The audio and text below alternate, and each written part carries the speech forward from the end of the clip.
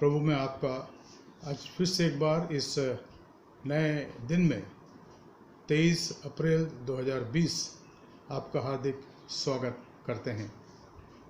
आज हमारे अध्ययन का विषय होगा अंतिम न्याय। मैं इसलिए इन बातों को यहाँ कह रहा हूँ क्योंकि इनका हमारे जीवन में बहुत ज़्यादा महत्व है। हम इन बातों को देखें कि क्या सचमुच में परमेश्वर न्याय करने वाला है। हम देखते हैं वचन में लिखा है कि वो भस्म करने वाली आग है, और इसलिए हमें इन बातों को याद रखना चाहिए कि हम अपने मसीह जीवन के कोई भी बात को हल्के में ना लें। ये ना सोचे कि ये तो ऐसे लिखा है, ऐसा नहीं होगा, ऐसा होगा। और मैं आज आपको बताऊंगा प्रकाशित वाक्य और मत्ती रचित सुसमाचार के 25 अध्याय में से उन बातों को जो हमारे लिए लिखा गया है। आइए हम प्रार्थना करें, आज के मनन के लिए अपने मनों को तैयार करें। धन्यवाद, स्तुति और महिमा के योग्य पिता परमेश्वर, स्वर्ग और पृथ्वी के स्वामी, अनंतकालीन परमेश्वर, हम आपका धन्यवाद करते हैं, आपकी स्तुति करते हैं प्रभु, क्योंकि आपके वचन के खुलने से प्रकाश होता है। हम धन्यवाद देते हैं कि आपने ये मौका दिया कि आज फिर से एक बार हम आपके चरणों में आए। अपने इस धन्य कलीसिया के लिए, एपोस्टल मैथोडिस्ट चर्च के हर एक विश्वासी के लिए प्रार्थना करते प्रभु, आपका अनुग्रह हर एक के जीवन के अंदर पाया जाए। Lord, we thank you and praise you for the members of Apostle Methodist Church, the way you have blessed this church Lord for last 60-65 years Lord.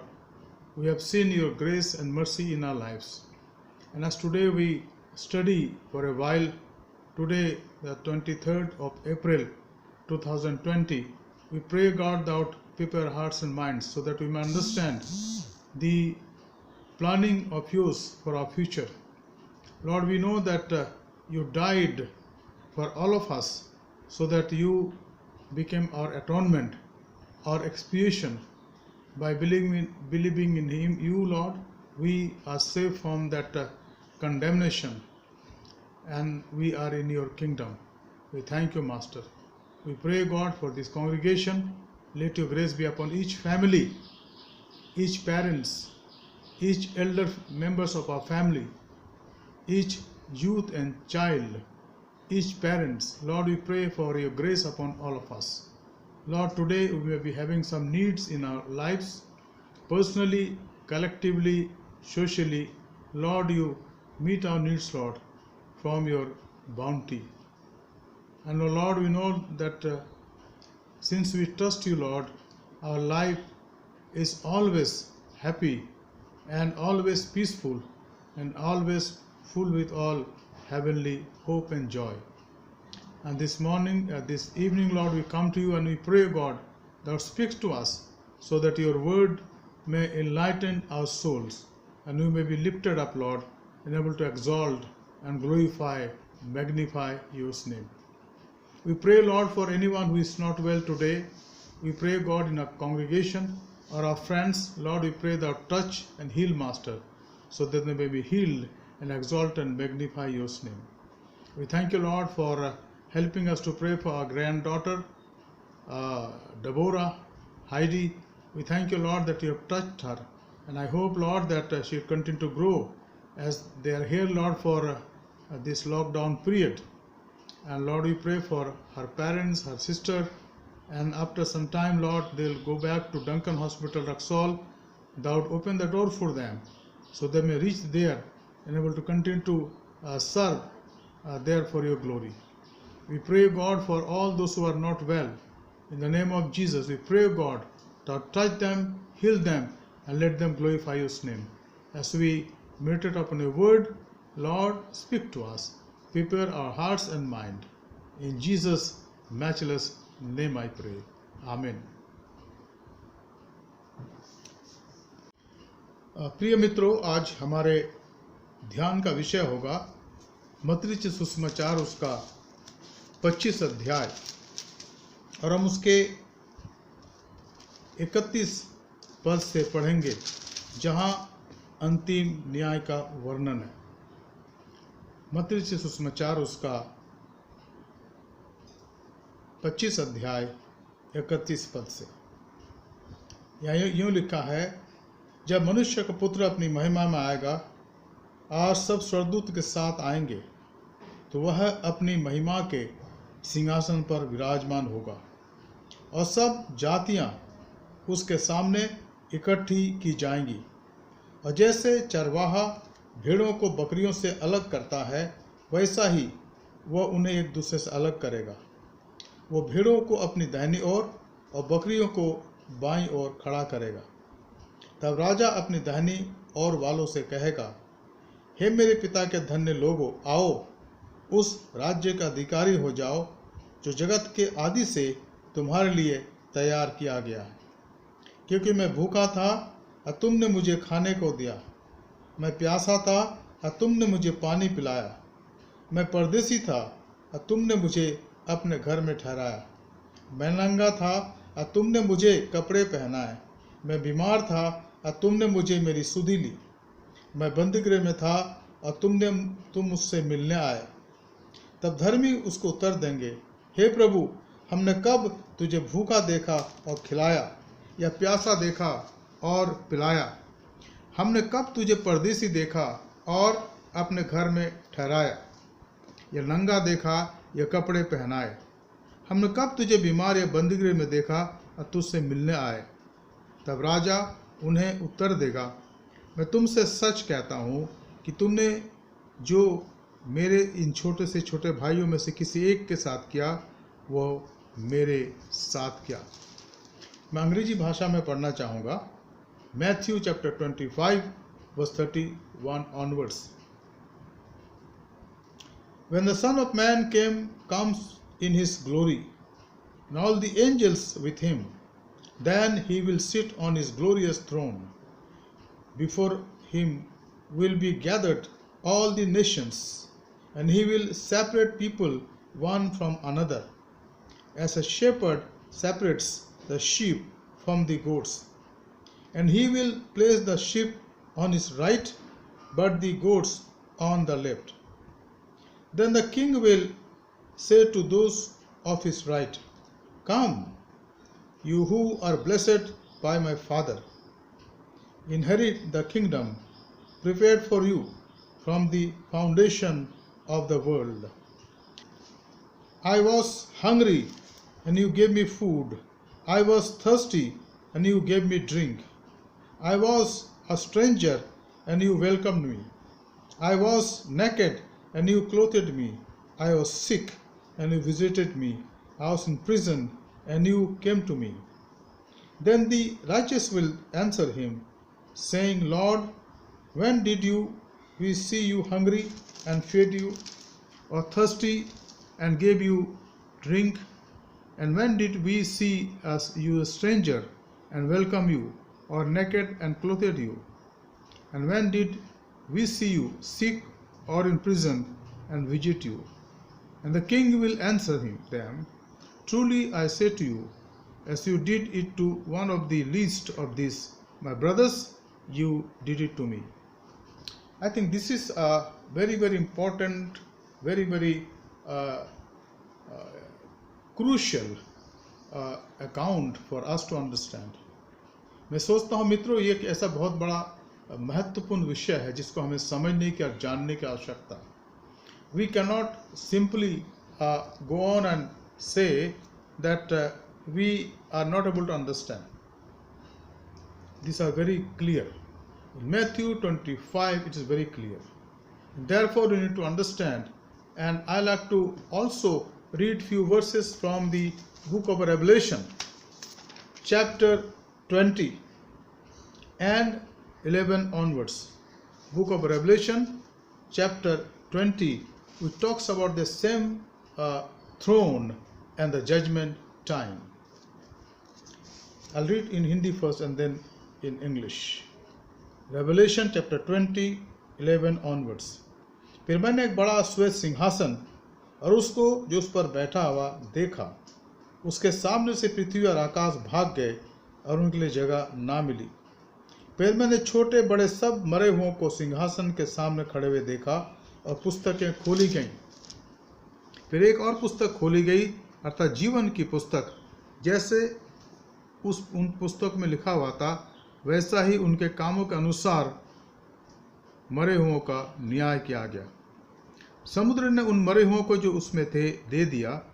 मृत्यु और अधोलोक ने उन मरे हुओं को जो उनमें से थे दे दिया, और उनमें से हरेक के कामों के अनुसार उनका न्याय किया गया। मृत्यु और अधोलोक आग की झील में डाले गए। ये आग की झील दूसरी मृत्यु है। जिस किसी का नाम जीवन की पुस्तक में लिखा हुआ ना मिला, वो आग की झील में डाला गया। I read the same verses in English also. Revelation chapter 20 verse 11 onwards. Then I saw a great white throne, and him who was seated on it.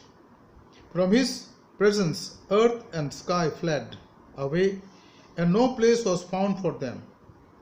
And I saw the dead, great and small, standing before the throne. And the books were opened, and then another book was opened, which is the book of life. And the dead were judged by what was written in that books, according to what they had done. And the sea gave up the dead who were in it. Death and Hades gave up the dead who were in them. And they were judged, each one of them, according to what they had done. Then death and Hades were thrown into the lake of fire. This is the second death, the lake of fire. And if anyone's name was not found written in the book of life, he was thrown into the lake of fire.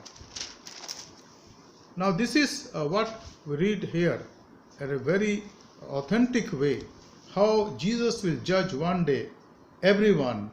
And for us a meditation, I have about few points here, and we'll look into that today. We'll see about 5 things here, 5 things. हम यहाँ 5 बातों को देखेंगे जिसका वर्णन यहाँ किया गया है। सबसे पहली बात है 31 पद मत्ती का 25, जब मनुष्य का पुत्र अपनी महिमा में आएगा और स्वर्गदूत उसके साथ आएंगे, तब वो अपनी महिमा के सिंहासन पर विराजमान होगा। When the Son of Man comes in his glory and all the angels with him, then he will sit on his glorious throne. Friends, it will be a tremendous incident in the whole of history. It is of course the end time, and it will happen. So no one can say it's a futuristic thing, it may happen, it may not happen. No. Everything will happen. Remember what Jesus said. He said, the heaven and earth will pass away, but my word will not. प्रभु यीशु मसीह ने कहा कि आकाश और पृथ्वी टल जाएंगी, पर मेरी बातें नहीं टलेंगी। इसका मतलब यह है कि जो उसने कहा है वो पूरी होगी। तो यहाँ पर पहली बात हम देखते हैं कि यीशु मसीह कहते हैं कि जब मनुष्य का पुत्र यानी प्रभु यीशु मसीह, वो कहते हैं आप अपने लिए कि जब वो अपनी महिमा में आएगा। हमने उसकी महिमा देखी कहाँ है अभी तक? केवल एक झलक हमें दिखाया गया यशायाह की पुस्तक के 6वें अध्याय के 1 से 8 पद में, जहाँ लिखा है कि जिस वर्ष उज्जिया राजा मरा, मैंने परम प्रधान परमेश्वर को बहुत ऊंचाई पर उसके सिंहासन पर विराजमान देखा, और उसके महिमा के तेज से सारा वातावरण परिपूर्ण हो गया। और उसने नबी यशायाह ने स्वर्गीय प्राणी देखे, स्वर्गदूत देखे, जिनको सराफीम कहा गया है। और उसने वहाँ लिखा कि वहाँ उनके 6 पंख थे, 2 से वो अपने आंखों को ढांक रहे थे, 2 से पैरों को, और 2 से उड़ रहे थे, और आपस में पुकार कर कह रहे थे, पवित्र पवित्र पवित्र सेना का है यहोवा पवित्र है। ये उसका सिंहासन है। और प्रकाशित वाक्य के अंदर जो हमने पढ़ा अभी, उसके 20वें अध्याय में, वहाँ पर भी लिखा है कि परमेश्वर का सिंहासन, फिर मैंने एक बड़ा श्वेत सिंहासन और उसको जो उस पर बैठा हुआ था देखा, और उसके सामर्थ्य, उसके प्रताप के कारण लिखा है, और उसके सामने से पृथ्वी और आकाश भाग गए, उनके लिए जगह ना मिली। इसका क्या मतलब है? वो जो सर्वोच्च है, वो जो सॉवरिन है, उसके सामने इनका अस्तित्व थोड़े समय के लिए, because he is the creator, and creator has created all this things, all the galaxy, all the stars, all the planets, even this earth planet has been created by him. And therefore, when he'll set up his glorious throne, this will have no existence at all. He will make everything new. Jesus said, behold, I am making everything new. And therefore, this will be historical fact. Now, when this will happen, it's a matter of observation. But the Bible says it will happen, so nobody can stop it by happening. कोई इसको रोक नहीं सकता कि ये होगा, और हमें उसके लिए अपने जीवन को तैयार करने की आवश्यकता है। तो पहली बात है, लिखा है, the first thing, when the Son of Man comes in his glory and all the angels with him, then he will sit on his glorious throne. Many years ago, one day he stood against Pilate, the Roman governor, for the judgment, and he said nothing, only said one thing, जो अधिकार तुम मुझ पर आज चला रहे हो तुमको दिया गया है, अन्यथा तुम्हारा मुझ पर कोई अधिकार नहीं.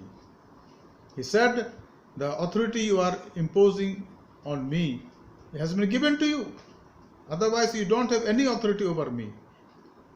Jesus, and then he kept quiet. And then Pilate asked him, why you have come? तुम क्यों आए हो? And he said, I have come to witness about truth. And that was a riddle for Pilate. He was not able to understand. This same Jesus, the one who was crucified, the one who died on the cross, the one who was buried in the grave, the one who rose again on the third day, the one after the resurrection of his body and his life, 40 days, he was taken up into heaven. And when these people of Galilee were staring at heaven, the angel said, this Jesus will come again. So this is the account of his after his second coming, that he will come now with whom? With the army of the world? No. He is the King of angels. He is the King of angels. His angels will come, and everywhere they will be there. And then we human being, mortal being, who has been raised from the dead, will stand before his judgment seat. Everyone, from the beginning till end, everyone will stand. That will be his day, because he is the King. He is the Lord of Lords. He will judge the entire human being from beginning till end. The second thing, और सब जातियां उसके सामने इकट्ठी की जाएंगी, और जैसे चरवाहा भेड़ों को बकरियों से अलग करता है, वैसा ही वह उन्हें एक दूसरे से अलग करेगा. The second thing, before him will be gathered all the nations, and he will separate people from one another as the shepherd separates the sheep from the goats. Can you imagine what will be the number of the crowd? I think it will be in crores, in billions. From the beginning, from Adam and Eve to the last. Everyone. Because once person is born in this world, his entity is there. His name is there. If that person has accepted Christ in the book of life, and if not, rejected, then we understand. And everybody will stand. Everybody will stand. And therefore we read in the book of Philippians chapter 2 verse 5 to 11. For the glory of God, every tongue will confess. And not what will be their confession? Anything else? The mantra people now chant, the slogan they say, or the good thing they have done? No. Nothing. They will say one thing, and that is, Jesus is Lord. यीशु ही परमेश्वर है, वही प्रभु है. And that will be the saying a witness of the entire congregation before the judgment seat. And it's written here very clear. Before him will be gathered all the nations. How many nations we have in this world? Some says 220, some says 210, whatever it is. But these nations are scattered in North and South America, that is Latin America, in Asia, in Europe, and in Australia, and all the other islands. From the beginning till end, all people, we do not know the number. Human being will not able to count them because they are numerous. They are in out of, beyond our counting. But in the book of the Lamb, those who have accepted, confessed Jesus, their names are there, and those who have not confessed Jesus, their names also are there elsewhere. Because from his counting, no word will be escape. So everybody's name is there. And the word of God says, वचन में लिखा है, और सब जातियां, every tribe from different language, from different continents, from different colors, from different background will stand there. Everyone will stand there. And that means all inclusive. Everyone. Nobody will be able to escape that last judgment. Because that will be the judgment we have to look for. And it is coming very soon. These all the things, the pestilence, the earthquake, and the cyclone, and all the things are the beginning of the end. And then he will sit on the throne of judgment. And all people, सब जातियां उसके सामने एकत्रित की जाएंगी. तीसरी बात, the third thing, तब राजा अपने दाहिने वालों से कहेगा, हे मेरे पिता के धन्य लोगों, आओ उस राज्य का अधिकारी हो जाओ जो जगत के आदि से तुम्हारे लिए तैयार किया गया. The third thing here I like to talk to you, 34 verse. Then the king will say to those on his right, come, you who are blessed by my father, inherit the kingdom prepared for you from the foundation of the world. Not from the beginning of the world. Not from the beginning of the world. Genesis chapter 1 verse 1 says, in the beginning God created heaven and earth. Before that, because he is eternal God, he is the Alpha and Omega, the beginning and the end. He says, before foundation of the world. He said, you inherit this kingdom which has been prepared for you from the foundation of the world.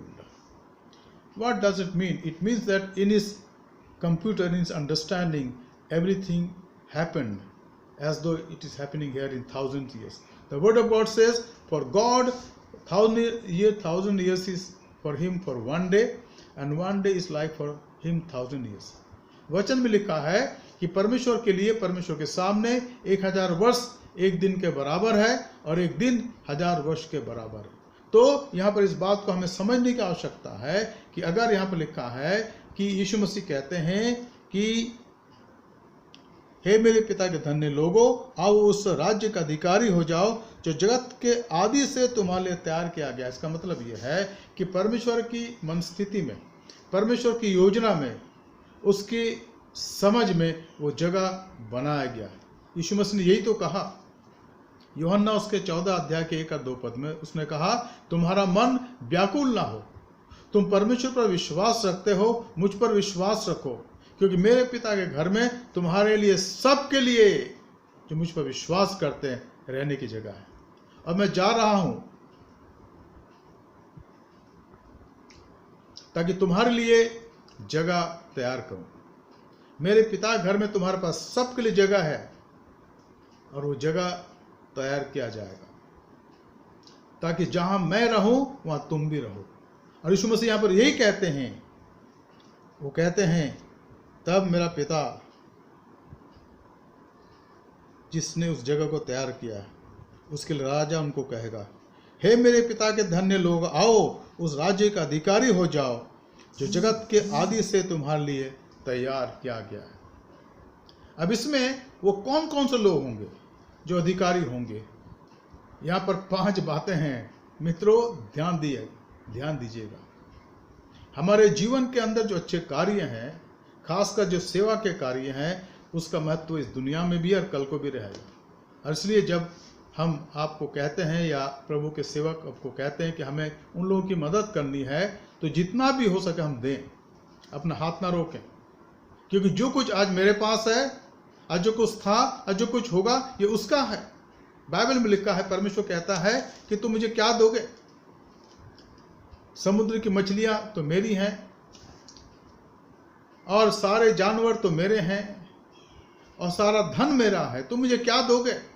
अगर हमारे पास कुछ है थोड़ा सा, तो ये उसका दिया हुआ है। इसलिए जब जरूरत होती है गुरबों के लिए, गरीबों के लिए, मोहताजों के लिए, और खासकर इस समय में जब चारों तरफ एक प्रकार से एक भयंकर महामारी फैल रही है, लोग भूखे मर रहे हैं, तो अपने हाथ बढ़ाकर कुछ तो दें, जो हमारे पास है उसमें से दें। ये वो कार्य है। यह लिखा है, क्योंकि मैं भूखा था तुमने मुझे खाने को दिया, मैं प्यासा था तुमने मुझे पानी पिलाया। परमेश्वर भूखा होता है? जी नहीं, उसकी सृष्टि भूखी होती है, उसकी सृष्टि प्यासी होती है। और लिखा है बाइबल में, यीशु मसीह कहते हैं कि जो तुमने मेरे नाम से एक छोटे से छोटे के साथ करा, मेरे साथ करा। मित्रों, हमारे आसपास कितने लोग हैं जो गरीब हैं, गुरबा हैं, भूखे हैं, प्यासे हैं? क्या उनके लिए हमारे दिल में कोई दर्द है? या हम सोचते हैं कि उनसे अलग हो जाओ? कई बार हम उनसे अलग करते हैं अपने आप को, उनके साथ उनके घर में नहीं बैठेंगे, उनका पानी नहीं पिएंगे, उनकी चाय नहीं पिएंगे। हम सोचते हैं वो गंदे हैं। जी नहीं, गंदा इंसान बाहर से नहीं, अंदर से होता है। Human being is not unclean from outside, he or she is unclean from within, and therefore you need to love people, because every human being is the image of God. And therefore Jesus said, because I was hungry, you gave me food to eat, I was thirsty, and you give me drink. Our 2 works are important here: to feed the needy, hungry, and give drink to the thirsty. Pandita Ramabai brought how many destitute child widows in her ashram in Mukti, and she provided them food. George Muller of Boston, he brought thousands and thousands of people, children were brought, the orphans, and he fed them. Amy Carmichael fed thousands of Devdasis. Even though she was accused of hijacking, he said, no, I need to save them for the name of Jesus Christ. How many missionaries? He said in India in 1905 during the famine, how many children became orphaned, and these missionaries took care of them. And in the days to come, many years after, they became some of the important citizens of this country. And God is great. God is great. Wonderful. He brought these missionaries in our country. And even now through IEM and FMBB, missionaries are being sent to all over India and even outside also. For what work?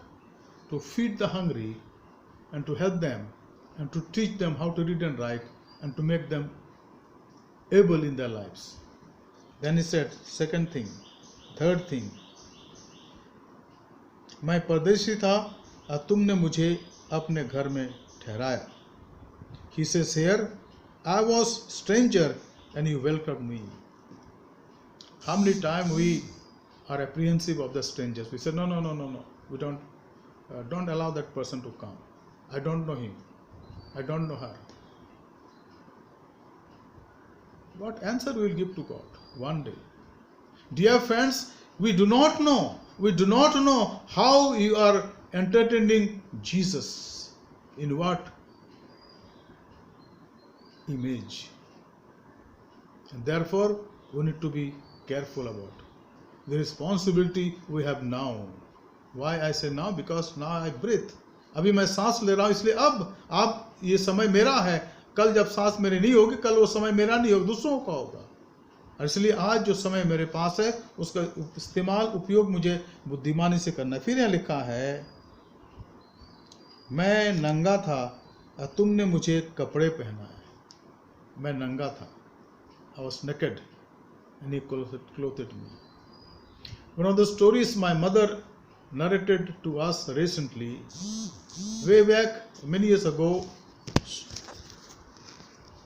she was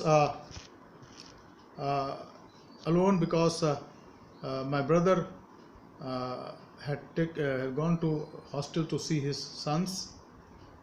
My father was no more at that time, and we were in Rajasthan. And our two sisters were already married, so it had rained. But afternoon time, she had prepared some khichdi for her, and suddenly a lady, a beggar, comes inside and says, "Mother, give me something to eat." And she was shivering. First of all, my mother gave her something to wear, and she said she had a shawl type, she gave her. And then she said, "Mother, give me something to eat." So out of that khichdi, she gave her to eat.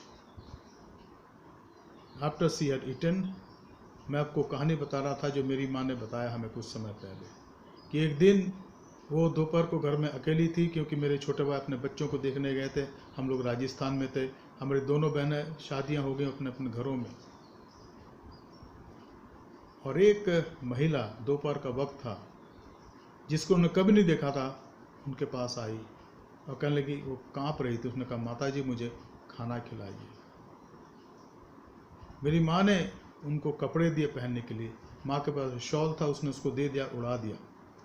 तब जो खिचड़ी बनाई थी माँ ने अपने लिए, उसको दे दिया खाने के लिए.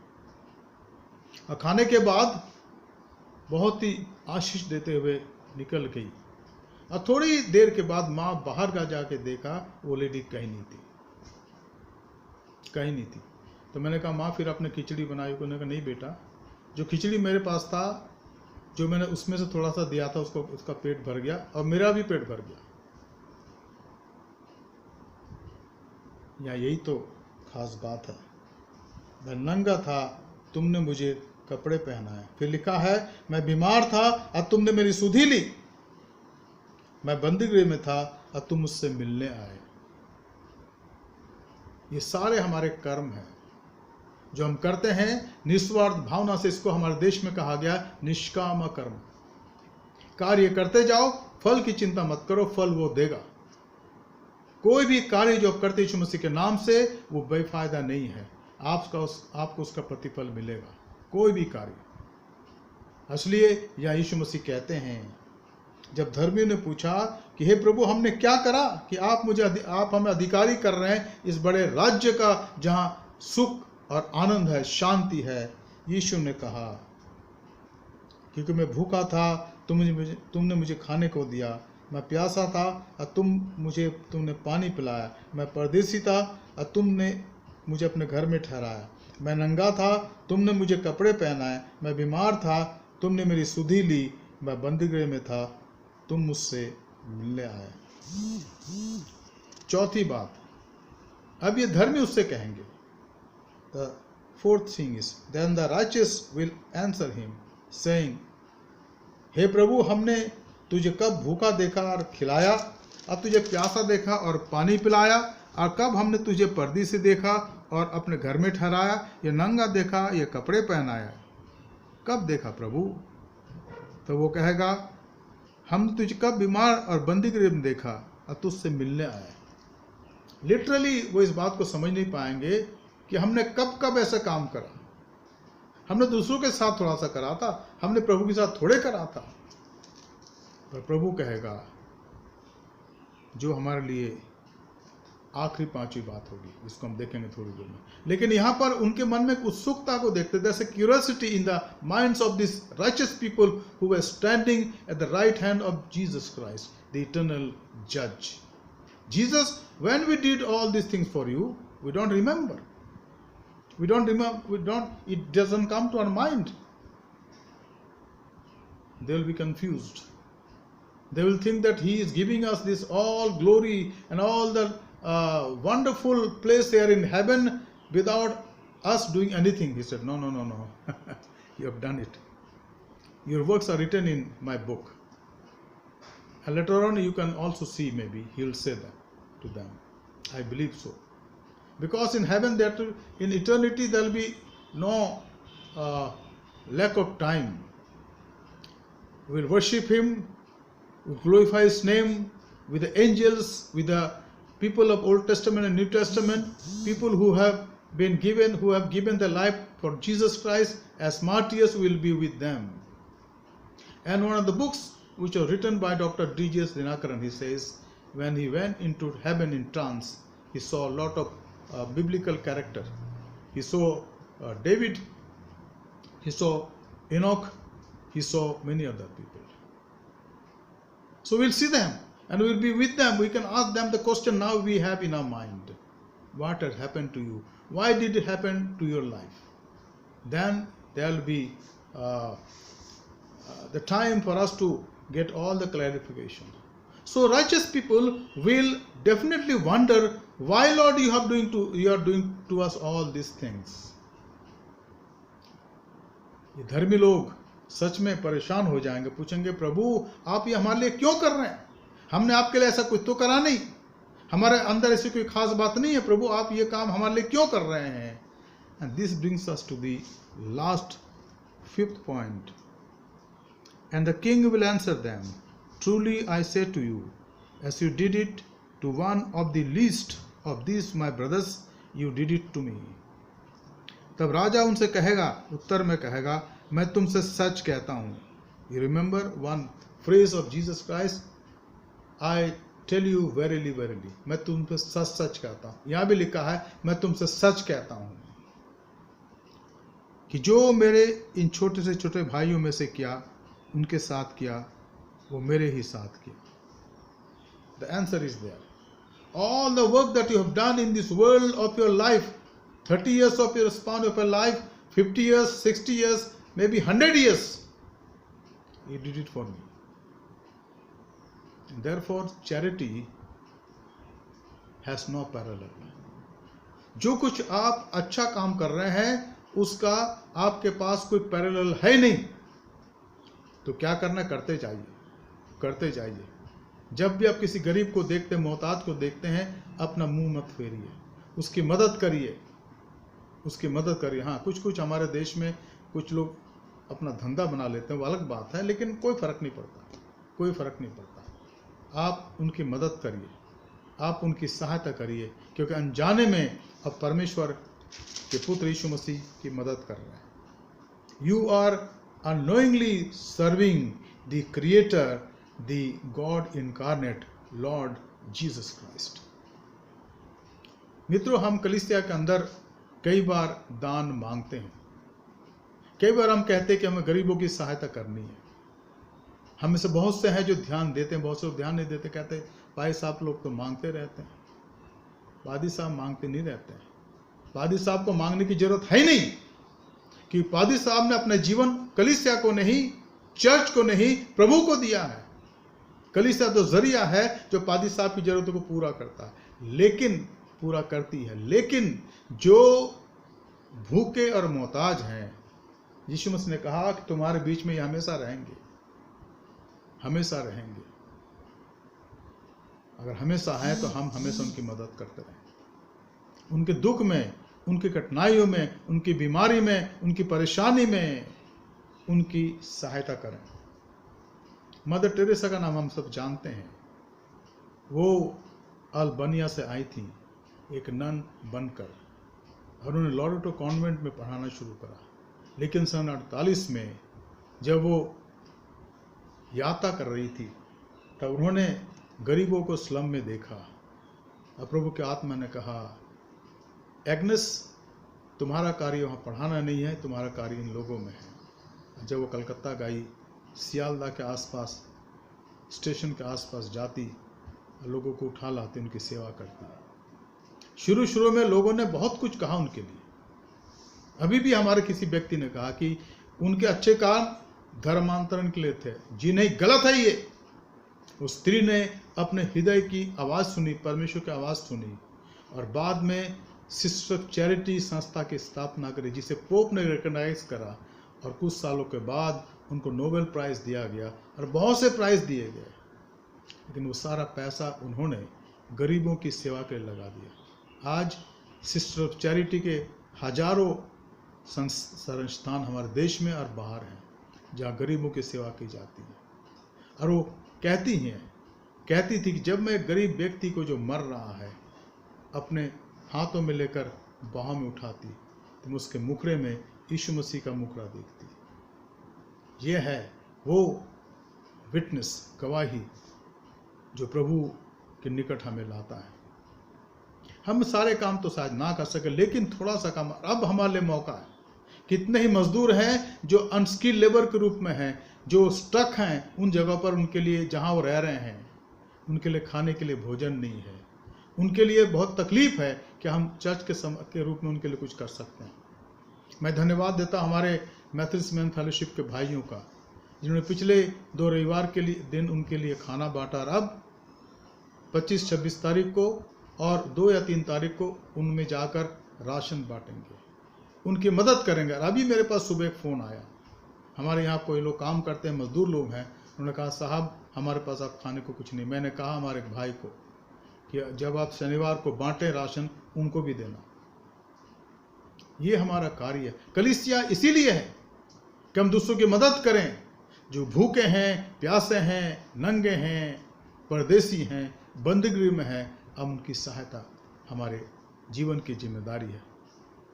हम प्रभु का धन्यवाद देंगे आज के सुंदर समय के लिए, और अपने आप को आपको उसके हाथ में सौंपेंगे, प्रार्थना करेंगे प्रभु इस वचन के अनुसार आप हमारे जीवन को बनाइए। एपोस्टल मैथडिस्ट चर्च के हर एक लोगों को बनाइए, हर एक परिवार को बनाइए प्रभु, ताकि हम उस अंतिम न्याय के दिन को याद करें, जहाँ प्रभु हमसे कहेगा, हे मेरे पिता के धन्य लोगों, उस आनंद में शरीक हो जाओ, क्योंकि मैं भूखा था, मैं प्यासा था, मैं सचमुच में उस समय नंगा था, मैं परदेसी था, मैं बीमार था, तुम मुझसे मिलने आए, मेरी सुधि ली। और जो तुमने एक छोटे से छोटे के साथ किया, वो तुमने मेरे साथ किया। आइए हम प्रार्थना करें। स्वर्गीय पिता, आपका धन्यवाद देते हैं प्रभु इस वचन के लिए जो आपने दिया। हम धन्यवाद देते हैं कि प्रभु आज भी आप हमारे जीवन के द्वारा कार्य करते हैं। हमने प्रभु आज अंतिम न्याय के बारे में देखा प्रभु, जो मत्ती रचित सुसमाचार के 25 अध्याय के 31 पद और उससे आगे पाया जाता है, जहाँ प्रभु कहता है उन लोगों से जो उसके दाहिनी तरफ खड़े किए जाएंगे, हे मेरे पिता के धन्य लोगों, उस आनंद में शरीक हो जाओ जो जगत के उत्पत्ति से पहले से तुम्हारे लिए तैयार किया गया है। हमारी प्रार्थना प्रभु कि हम उन लोगों में हो प्रभु, शुमार हो जिनको प्रभु ये कहे। आप इस कलीसिया के हर एक व्यक्ति को ऐसे बनाए प्रभु कि हम उस दाहिने तरफ के लोगों में शामिल हो जाएं, जिनको प्रभु कहे, हे मेरे पिता के धन्य लोगों, उस आनंद में शरीक हो जाओ जो जगत की उत्पत्ति से पहले तुम्हारे लिए तैयार किया गया है। प्रभु हम आपके मुंह से अंतिम दिन यही शब्द अपने लिए सुनना चाहते हैं, अपने परिवार के लोगों के लिए सुनना चाहते हैं, अपने भाई बहनों के लिए सुनना चाहते हैं, अपने मित्रों के लिए सुनना चाहते हैं, अपने कलीसिया के लिए सुनना चाहते हैं। जो वचन का बीज बोया गया प्रभु, वो व्यर्थ न जाए, पर आपका आत्मा उसको सींचे प्रभु, ताकि हमारे हृदय के अंदर 30, 60 और 100 गुना फल लाए। कलीसिया के हर एक परिवारों को फिर से एक बार, और जितने भी इस वचन को सुन रहे हर एक को एक बार आपके पवित्र वेदी पर अर्पण करते प्रभु, हमारे जीवन को शुद्ध करें और हमें भले काम करने वाले बनाएं। हमें याद दिलाएं कि सच्ची भक्ति का परिणाम है विधवाओं के, अनाथों की, गरीब गुरबाओं की सुधि लेना और अपने आप को सांसारिकता से, बुराई से, पाप से बचाए रखना। हमारे उद्धारकर्ता प्रभु यीशु मसीह के पवित्र नाम से मांगते हैं, आमीन। एक कोरस हम गाएंगे इस समय प्रभु की महिमा के लिए, और ये कोरस पाया जाता है हमारे गीत की किताब में हिंदी में 317 नंबर, और chorus number 24, page 317, chorus number 24, बरकत और इज्जत और जय तेरी हो। बरकत और इज्जत और जय तेरी हो, और जय तेरी हो, और जय तेरी हो। बरकत और इज्जत और जय तेरी हो, कि तू ही तख्त पर है। तारीफ तारीफ हर एक जन ललकारे। तारीफ तारीफ कि तू ही तख्त पर है। बरकत और इज्जत और जय तेरी हो, और जय तेरी हो, और जय तेरी हो। बरकत और इज्जत और जय तेरी हो, कि तू ही तख्त पर है। कुछ सूचनाएं इस प्रकार से हैं।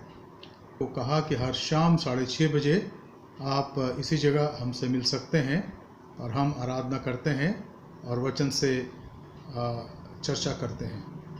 हमारे एमएमएफ के भाई लोग, कुछ जो गरीब लोग हैं, ख़ास करके वसंत विहार इलाके के अंदर रहते हैं, स्लम में, उनके लिए कुछ राशन खरीदना चाहते हैं और मैं धन्यवाद देता हूँ। बहुत से हमारे लोगों ने मदद करी है।